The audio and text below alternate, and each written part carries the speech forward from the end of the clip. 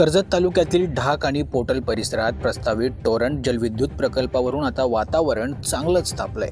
स्थानिक शेतकरी आधीपासूनच या प्रकल्पाला विरोध करत होते, मात्र आता शिवसेना उद्धव बाळासाहेब ठाकरे गटानंही आक्रमक भूमिका घेतल्यानं हा संघर्ष अधिक तीव्र होण्याची चिन्ह आहेत। या प्रकल्पासाठी सुमारे 600 एकर वनजमिनीचा वापर होणार असल्याची माहिती समोर आली आहे। यामुळे लाखो झाडांची कत्तल होण्याची शक्यता व्यक्त केली जाते।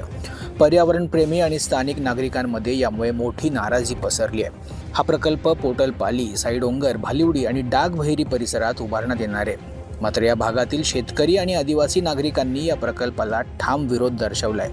गुरुवारी शिवसेना ठाकरे गटाच्या पदाधिकाऱ्यांनी तहसीलदार, प्रांताधिकारी, वनविभाग आणि पोलीस प्रशासनाला निवेदन देत हा प्रकल्प तात्काळ स्थगित करण्याची मागणी केली आहे। कर्जत पंचायत समितीच्या उपसभापती चित्रा ठाकरे यांच्या नेतृत्वाखाली हे निवेदन देण्यात आलं। यावेळी तालुका प्रमुख बाजीराव दळवी, माजी उपसभापती पंढरीनाथ राऊत, युवासेनेचे संपत हडप, जगदीश ठाकरे आणि प्रकल्पग्रस्त शेतकरी मोठ्या संख्येनं उपस्थित होते।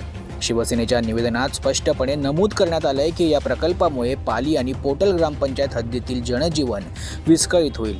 विशेषतः आदिवासी समाजावर याचा गंभीर परिणाम होणार असून त्यांच्या जमिनी, उपजीविका आणि नैसर्गिक साधन संपत्ती धोक्यात येणार आहे। तसेच मोठ्या प्रमाणात होणाऱ्या वृक्षतोडीमुळे वन्यजीव मानवी वस्तीत येण्याची शक्यता व्यक्त करण्यात आली आहे, ज्यामुळे शेतकऱ्यांच्या शेती आणि घरांना धोका निर्माण होऊ शकतो। दरम्यान या प्रकल्पातून तयार होणारी वीज आणि पाणी स्थानिकांना न देता इतर शहरांकडे वळवले जाणार असल्याचा आरोपही करण्यात आलाय। या सर्व पार्श्वभूमीवर शिवसेना ठाकरे गटानं शासनाला स्पष्ट इशारा दिलाय। जर हा प्रकल्प तात्काळ थांबवला नाही तर भविष्यात तीव्र आंदोलन छेडण्यात येईल। कर्जतमधील हा वाद आता केवळ स्थानिक पातळीपुरता मर्यादित राहणार नाही, तर राज्यभरातही याचे पडसाद उमटण्याची शक्यता व्यक्त केली जाते। मल्हार पवार, महाराष्ट्र न्यूज 24।